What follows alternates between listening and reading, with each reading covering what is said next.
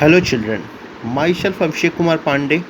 आप मुझे जानते भी हैं। आपका मैं एसएसटी का टीचर हूं और आपका मैं हिस्ट्री चैप्टर नंबर 1 पढ़ा चुका हूं। आपको नेशनलिज्म जो मैंने पढ़ाया था इन यूरोप में, वो टॉपिक मैं आपसे डिस्कस कर चुका हूं। आपके हिस्ट्री का चैप्टर नंबर 1 फिनिश हो चुका और आपको याद होगा तो मैं चैप्टर नंबर 2 भी स्टार्ट कर चुका था। 1-2 वीडियो मैं उसका अपलोड किया था।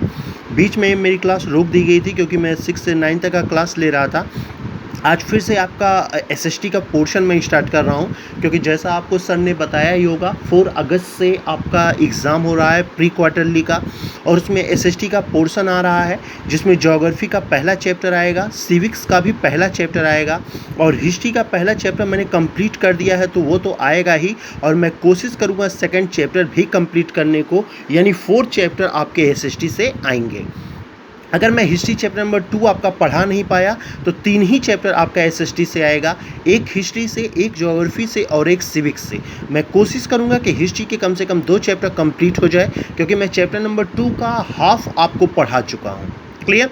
आपके हिस्ट्री के पोर्शन को मैं वहीं रोक रहा हूं और पहले आपके सिविक्स और ज्योग्राफी का मैं पोर्शन कंप्लीट कर दूं तो फिर एक बार फिर चलते हैं हिस्ट्री के पास, अगर हमारा समय बचता है तब। क्लियर? तो आज मैं आपका एसएसटी में स्टार्ट करने जा रहा हूँ सिविक्स को। सिविक्स आपका टॉपिक स्टार्ट करूँगा और उसमें आपका पहला चैप्टर आज मैं डिस्कस करूँगा। आप जानते ही होंगे आपके पहला चैप्टर जो है वो है power sharing. Clear? CBSE NCERT को एक बार फिर अपडेट किया गया है और अपडेट के द्वारा आपके कुछ सिलेबस को निकाला गया। जो मार्क्स डिवाइडेशन है वो अलग प्रकार से कर दिया गया है, लेकिन आपको ये जानकर खुशी होगी कि जो आपका चैप्टर नंबर 1 है यानी पावर शेयरिंग, इसे नहीं हटाया गया है चैप्टर, और ये आपके बुक में है जिसे आपको पढ़ना है और बड़े अच्छे मार्क्स पावर शेयरिंग चैप्टर्स को दिए गए हैं। क्लियर? तो आइए आज आपका सिविक्स चैप्टर स्टार्ट करता हूं। चैप्टर 1 इसका फिनिश कर दूंगा, फिर आपके ज्योग्राफी का मैं चैप्टर नंबर 1 स्टार्ट करूंगा, उसे भी फिनिश करूंगा, और अगर टाइम बचता है तो आपके हिस्ट्री का मैं सेकेंड चैप्टर डिस्कस करके आपके 4 चैप्टर के एसएसटी का क्वेश्चन पेपर बनाऊंगा जो आपका 4 अगस्त से स्टार्ट होने वाला है। क्लियर?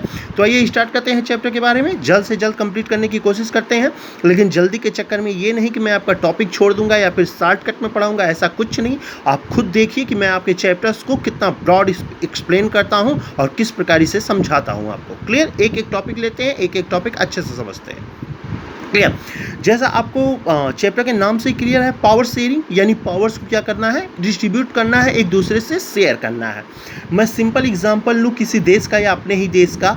अगर हम मिलकर एक अधिकारी को सारा पावर दे देते हैं देश का कि भैया आपको देश में ऐसा करना है वैसा करना है, सब अगर एक इंसान को आप दे देते हैं तो वो दिन दूर नहीं जब वो आपका डिटेक्टर बन चुका होगा और आपके सहित आपके देश को जिस प्रकार चाहेगा उस प्रकार लीड करेगा और जिस प्रकार चलाना चाहेगा उस प्रकार चलाएगा। निश्चित तौर पे उस देश में कभी डेमोक्रेसी स्टैब्लिश ही नहीं हो पाएगी, जिस डेमोक्रेसी के बारे में आपने पिछले क्लास में यानी क्लास 9 में आपने पढ़ा होगा। क्लियर?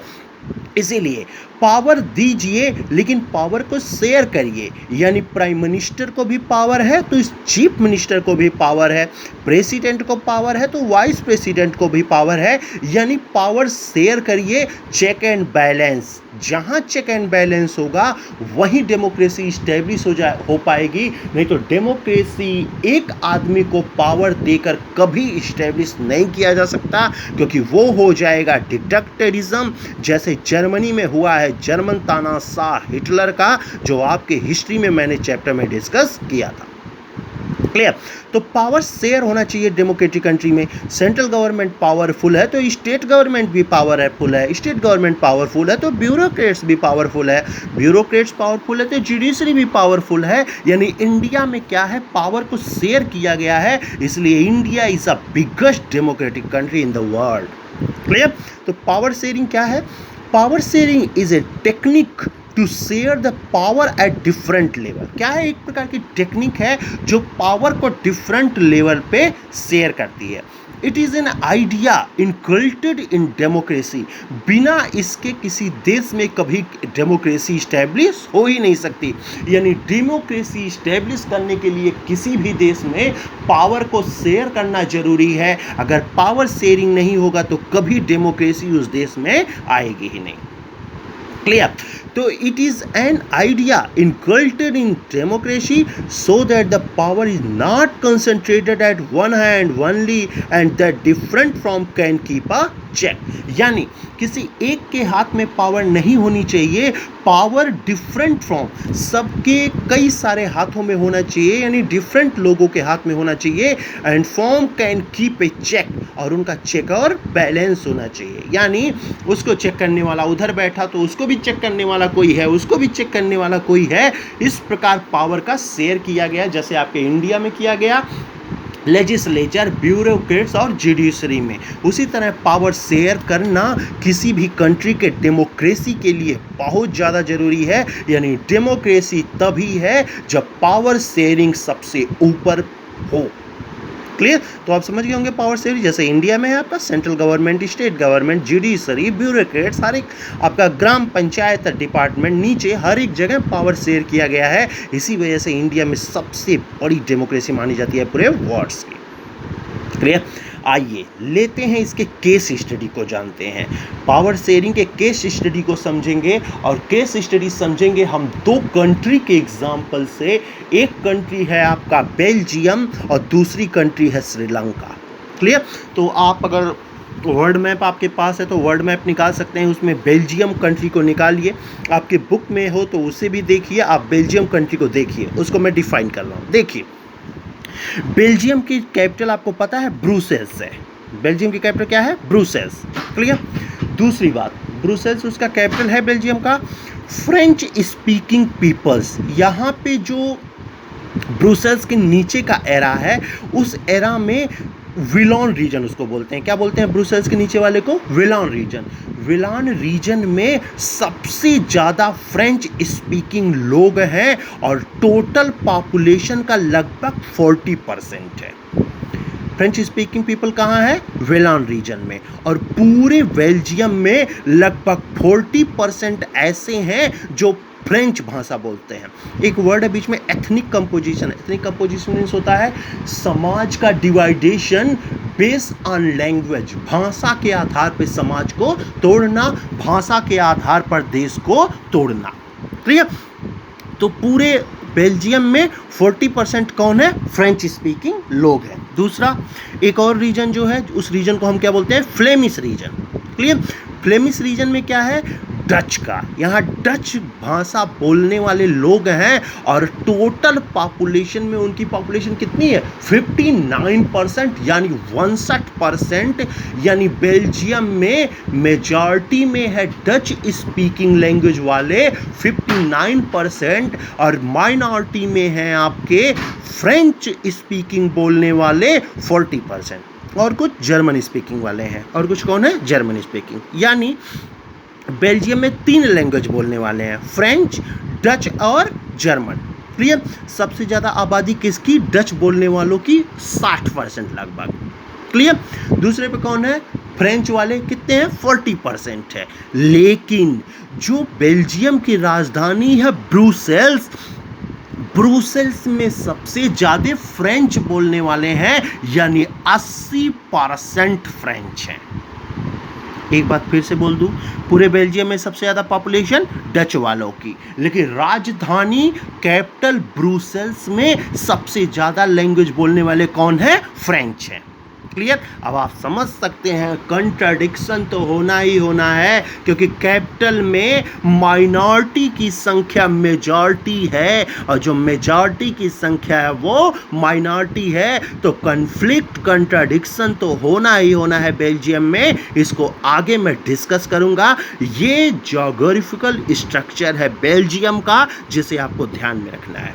क्लियर? अभी डिस्कस कर रहा हूँ, बेल्जियम अभी खत्म नहीं हुआ, ये पॉलिटिकल एक तरह से मैं डिस्कस कर रहा हूँ, बस इतना याद रखना। बेल्जियम में सबसे ज़्यादा आबादी डच बोलने वालों की, लेकिन राजधानी ब्रुसेल्स में सबसे ज़्यादा आबादी फ्रेंच बोलने वालों की। इसलिए कंट्राडिक्ट तो होना ही होना है, कन्फ्लिक्ट तो होना ही होना है। Clear one?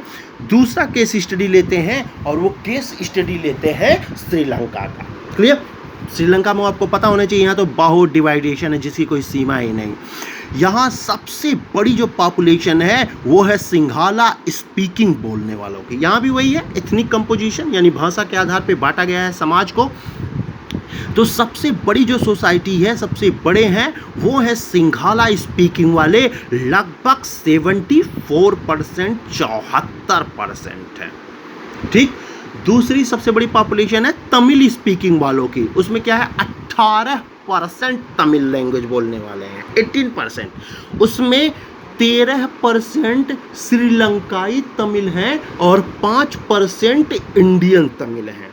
यानी इंडिया से कभी मतलब लेबर ओवर आप जानते ही हैं, पीछे डिस्कस भी किया हूँ कि ब्रिटिश जब यहाँ राज रहा है तो यहाँ से लेबर्स को उन्होंने उठाया था, श्रीलंका, वेस्ट इंडीज, इन सब जगहों पे इंडियंस लेबर को पहुंचाया था। तो जो वहाँ जो तमिलनाडु से इंसान गए और श्रीलंका में जाकर बस गए, ये 5% इंडियन तमिल है, वहीं का उनको सिटीजनशिप मिल गया, वहीं सब रहने वाने लगे, तो ये 5% इंडियन तमिल हैं और 13% श्रीलंकाई तमिल हैं।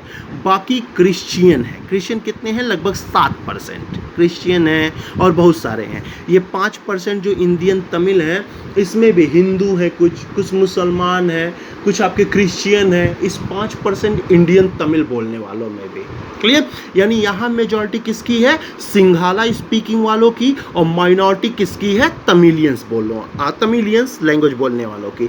इस तरह डिवाइडेशन सोसाइटी है बेस्ड ऑन लैंग्वेज। क्लियर? चलिए बेल्जियम के एग्जाम्पल को लेकर चलते हैं, बेल्जियम को आगे बढ़ाते हैं। बेल्जियम का लेके देखिए, French minority were richer community. हाँ, बेल्जियम में क्या है?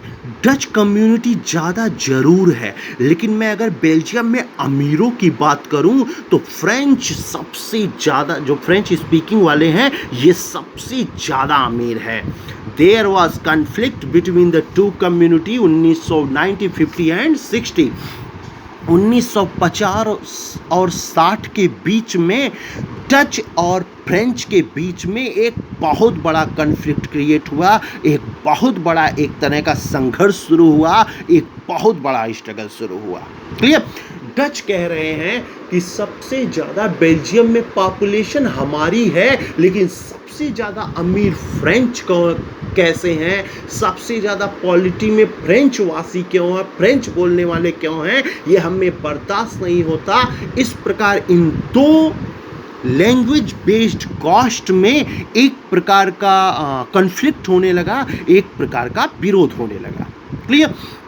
अब क्या भी किया बेल्जियम ने जो प्राइम मिनिस्टर थे, उन्होंने एक बहुत बड़ी मीटिंग बुलाई और उन्होंने एक एकोमोडेशन पॉलिसी लेकर आए। उन्होंने क्या लाया? एक पॉलिसी लाई, जिस पॉलिसी को आप कहते हैं एकोमोडेशन पॉलिसी। क्लियर? पॉलिसी के अकॉर्डिंग गवर्नमेंट को एक तरह से फिर से फॉर्म करने की बात की गई। गवर्नमेंट कैसी होगी, कुछ इस प्रकार इन्होंने कार्य किया और निश्चित तौर पे बेल्जियम बेस्ट एग्जाम्पल बन गया है पूरे वर्ल्ड का, निश्चित तौर पर। क्लियर? इन्होंने क्या किया? एकोमोडेशन पॉलिसी में 1970 और 1993, 1970, 1993 तक इन्होंने अपने संविधान में 4 बार संशोधन किया, 4 अमेंडमेंट किया अपने संविधान में, क्योंकि एवरीवन लिव टुगेदर, क्योंकि वो चाहते थे भैया डच हो, फ्रेंच हो या जर्मन स्पीकिंग लोग क्यों ना हो, सभी लोग साथ रहें, सभी लोग साथ मिलकर राज करें, सभी लोग देश के डेवलपमेंट में बेहतर कार्य कर सके। इसीलिए उन्होंने इन 23 सालों में 4 बार संशोधन किया है अपने कॉन्स्टिट्यूशन का। क्लियर?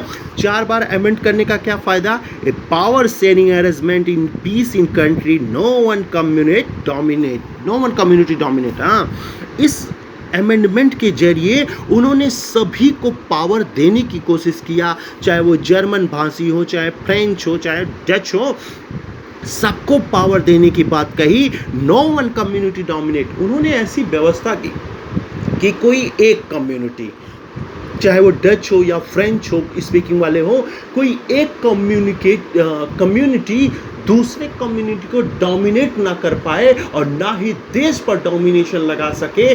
बेल्जियम गवर्नमेंट ने इस प्रकार कॉन्स्टिट्यूशन में अमेंडमेंट करके इस तरह की व्यवस्था करनी शुरू कर दी है। क्या क्या उन्होंने किया? Central government equally participated. हाँ, उन्होंने क्या किया भाई, सेंट्रल गवर्नमेंट में जो मेंबर है, सेंट्रल गवर्नमेंट के जो मेंबर होंगे, मान लिया 100 मेंबर होंगे, तो 100 मेंबर को क्या किया, इक्वली डिवाइड कर दिया, यानी 50 डच स्पीकिंग से आएंगे और 50 फ्रेंच स्पीकिंग से। यानी जो सेंट्रल गवर्नमेंट, जो मेन पावर है बेल्जियम का, उस पावरफुल पार्लियामेंट में आधे मेंबर डच स्पीकिंग के होंगे और आधे मेंबर क्या होंगे, फ्रेंच स्पीकिंग के होंगे। पहला संशोधन किया, पहला अमेंडमेंट किया। दूसरा, ला मेजॉरिटी, हाँ, यानी अगर कोई रूल और रेगुलेशन बन रहा है, जैसे बेल्जियम में कोई कानून लागू करना होगा, कोई कानून लेकर आना होगा, तो क्या करना होगा, इस कानून को पहले डचों के पास जाइए, डच स्पीकिंग लोगों के पास जाइए और उनके मेजॉरिटी से इसे पारित कराइए। क्लियर? फिर उस बिल को फ्रेंच मेजॉरिटी के पास जाइए, फ्रेंच स्पीकिंग वालों के पास जाइए और वहां भी उस बिल को मेजॉरिटी में पारित करिए। उसके बाद ही वो बिल कानून बन पाएगा, नहीं तो वो बिल पास नहीं होगा। यानी कोई भी रूल और रेगुलेशन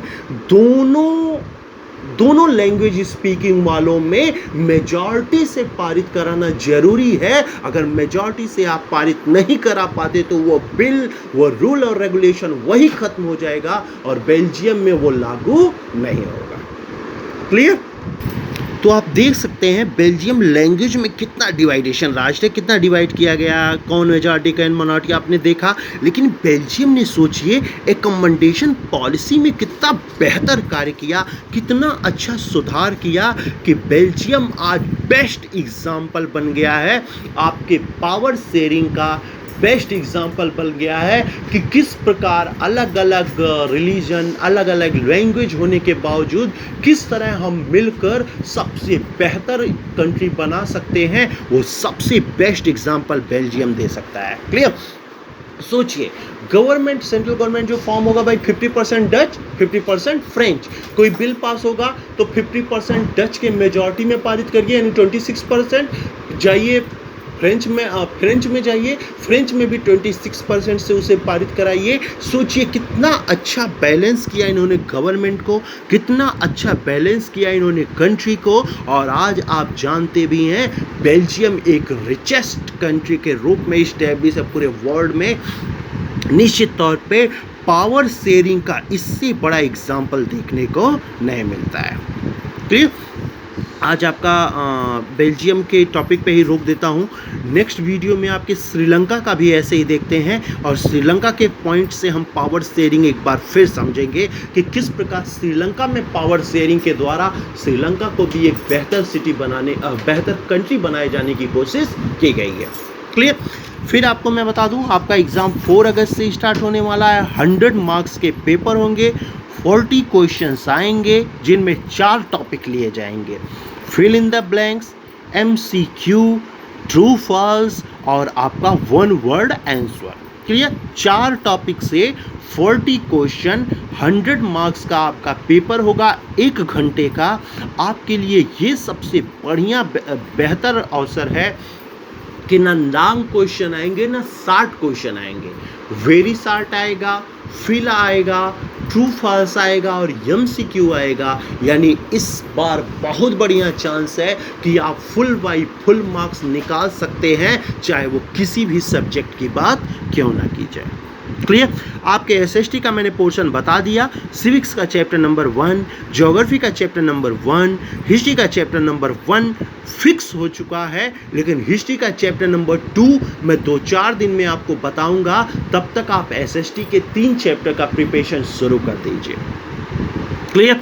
तो आज आपने पढ़ा पावर शेयरिंग टॉपिक को, और इस टॉपिक को समझने के लिए हमने 2 देशों का एग्जाम्पल लिया। पावर शेयरिंग को समझने के लिए मैंने 2 केस स्टडी लिया, जिसमें पहला केस स्टडी मैंने बेल्जियम को लिया और बेल्जियम में आपको समझा भी चुका कि बेल्जियम में किस प्रकार पावर शेयरिंग की गई है और बेल्जियम कितना बेस्ट नेशन बन के आ चुका है वर्ल्ड में। दूसरा एग्जाम्पल मैं कल लूँगा, यानी कल मैं सेकंड केस स्टडी डिस्कस करूँगा और वो स्टडी करूँगा मैं श्रीलंका का, और इसके एग्जाम्पल के द्वारा मैं आपको पावर शेयरिंग डिस्कस करूँगा। क्लियर? आपके पास में कुछ क्वेश्चंस भेज रहा हूँ, उसे आप सॉल्व करिए। नेक्स्ट वीडियो में मिलते हैं श्रीलंका के पावर शेयरिंग के साथ। Okay, thank you.